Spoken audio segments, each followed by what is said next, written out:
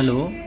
आज हम लोग यूपी बोर्ड फिजिक्स 2020 के पेपर कोड एक्स का के कुछ क्वेश्चन के आंसर सीखते हैं। तो यहाँ पर पहला एक का कहा है, ए कोण वाले प्रिज्म के पदार्थ का अपवर्तनांक √2 है तथा न्यूनतम विचलन कोण 90 - a है। ए का मान क्या होगा? तो ये निकालने के लिए तो n दिया √2, साइन डेल्टा m दिया है, न्यूनतम विचलन कोण 90 - a निकालना है। तो n बराबर वही अपवर्तनांक का फार्मूला लगा देंगे, प्रिज्म का sine a plus delta m/2 upon sine a/2। तो वहाँ पर डेल्टा m की जगह 90 - a रख के इस तरह हल कर लेंगे। तो ये आ जाएगा √2 बराबर sign 45 upon sine a/2। Sign 45 को 1/√2 होता है। तो यहाँ पर आ जाएगा साइन a/2, ये यहाँ जाएगा, √2 यहाँ जाएगा, √2 मिलकर 2 हो जाएंगे। साइन 1/2 का साइन 30 होता है, तो a/2 बराबर 30, तो a बराबर 60 डिग्री। इसकी तरह जो दूसरा क्वेश्चन है, लैम्डा तरंग दैर्ध्य के प्रकाश के एक प्रकाशग्राही पृष्ठ पर गिरता है जिसका कार्यफलन h/λ0 है। प्रकाश इलेक्ट्रॉन का उत्सर्जन होगा जब, तो फाई बराबर होता कार्यफलन hc/λ0 और फोटॉन की ऊर्जा होती है E बराबर hc/λ। तो ये ऊर्जा हमेशा इससे अधिक होनी चाहिए।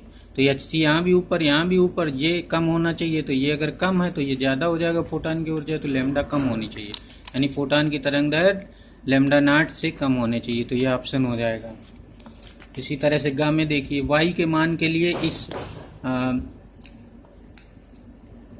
गेट में इस ये जो कॉम्बिनेशन है, गेट्स का कॉम्बिनेशन है लॉजिक गेट्स का, इनमें y के मान के लिए वैल्यू क्या होना चाहिए? तो a 1 होना चाहिए, b 0 होना चाहिए, c 1, तब y 1 आ जाएगा। क्योंकि 0 और 1 का 1 आएगा, 1 और 1 मिल के एंड गेट में 1 हो जाएंगे तो निकल आएगा। और एक घा में यल भुजा के एक वर्ग ABCD, प्रत्येक a व c पर Q1 और b और d पर -Q2 आवेश। तो एक पर आवेश साम्यावस्था में है ये वाला, तब Q1 पर Q2 निकालना है। तो इस A1 Q1 आवेश पर पहले हम इसके कारण C पर रखे Q1 का बल निकाल लेंगे। तो 1/4π Q1 अपॉन L² इंटू 2, यानी 1/4π² Q² अपॉन L² इंटू 2, क्योंकि ये डिस्टेंस ली जाएगी। तो L √2 का स्क्वायर करोगे L² आ जाएगा, 2 आ जाएगा, तो वही L² इंटू 2 लिखा है। अब इसके कारण जो बल होगा Q2 के कारण, वो इसकी तरफ को आकर्षण का बल होगा, इस Q2 के कारण इधर को आकर्षण बल होगा। ये दोनों बल लंबवत हैं, तो इनका परिणामी जो आएगा वो विकर्ण AC की तरफ को आएगा। तो इनका परिणामी जो आ जाएगा वो 1/4π Q1 Q2 अपॉन L², ये वाला बल, plus 1/4π Q1 Q2 upon L², ये वाला बल यहाँ आ जाएगा, दोनों का स्क्वायर करके। तो स्क्वायर करके जब हम इसको, ये दोनों कॉमन हो जाएंगे, ये टुकड़ा बाहर आ जाएगा, 1 यहाँ छूटेगा, 1 यहाँ छूटेगा, √2 हो जाएगा। तो F2 बराबर आ जाएगा ये। और चूंकि A साम्यावस्था में है तो F1 और F2 बराबर होने चाहिए, क्योंकि Q1 के कारण बल इधर को लग रहा था, F2 और ये दोनों बल इधर को परिणामी बना रहे थे, दोनों बराबर कर देंगे। तो Q1 अपॉन Q2 आ जाएगा 2√2।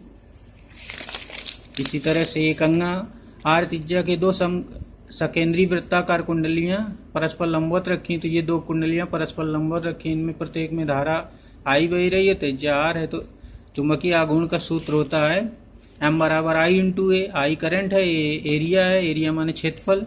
तो यम की दिशा कुंडली के अक्ष के अनुदिश होती है, तो इस वाले की इधर को होगी, और नीचे जो ये फ्लैट रखी हुई है समतल, ये इसकी इधर को होगी। तो दोनों यम इधर को, एक इधर को, तो इनका परिणामी यम R रिजल्टेंट हो जाएगा √m² प्लस m², ये आ जाएगा यम √2।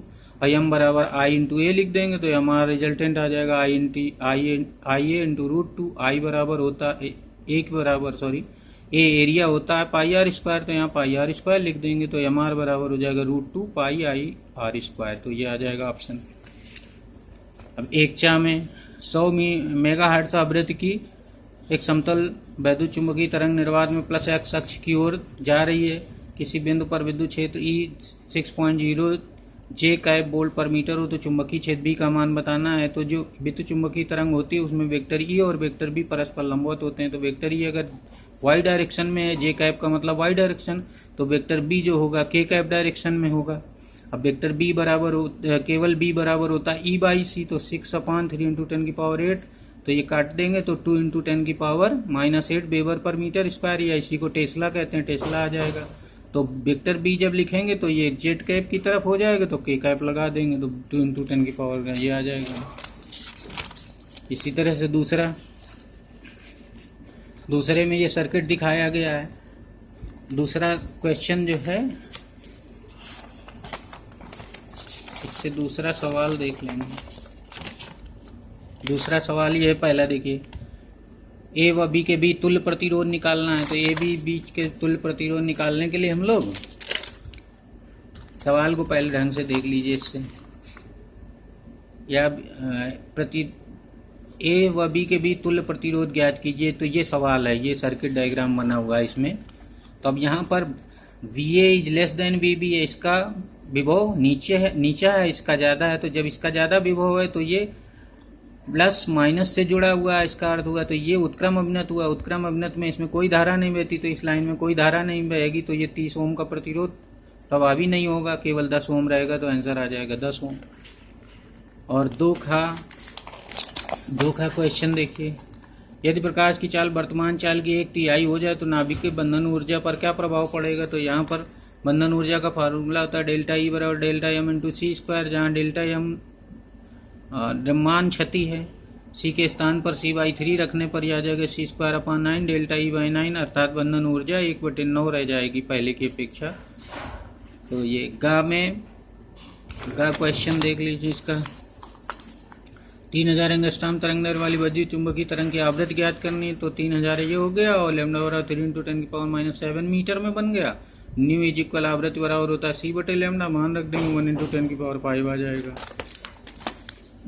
दो LCR श्रेणी अनुनादी परिपथ के लिए आवृत्ति न्यू और प्रतिबाधा जेड के बीच अनुनादी आवृत्ति दिखाइए।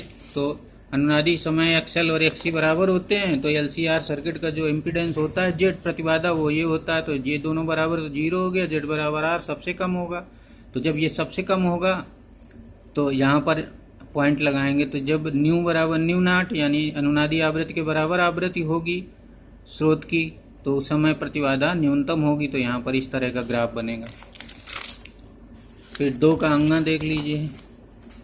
2 का अंगा, ये दिए गए चित्र में प्रणालिका में स्थायी धारा ए व बी से की ओर प्रवाहित हो रही है, प्रेरित धारा की दिशा बताई। तो जब इसमें स्थायी धारा बह रही है, स्थायी धारा में ये लिखा हुआ है धारा स्थायी अतः स्वप्रेरण नहीं होगा, इसलिए प्रेरित धारा नहीं उत्पन्न होगी। आंसर हो गया। 2 में 2 बल्ब दिए गए हैं, 60 वाट 220 वोल्ट, 40 वाट 220 वोल्ट के मेन श्रेणीक्रम में जुड़े हैं। बल्बों की कुल शक्ति ज्ञात करना है।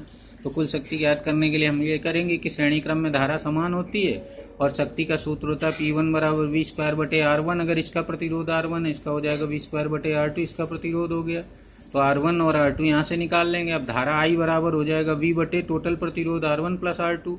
R1 + R2 यहाँ से रख देंगे तो यह आ जाएगा। और इस तरह से P1 P2 पट्टे ये आ जाएगा I, और यहाँ V बच जाएगा। तो ये आ जाएगा IV बराबर P1 P2 P1 + P2, और IV को कुल शक्ति कहेंगे तो 60 × 40/100 आ जाएगा, 24 वाट आ जाएगा। तो इस तरह से अब 3 का,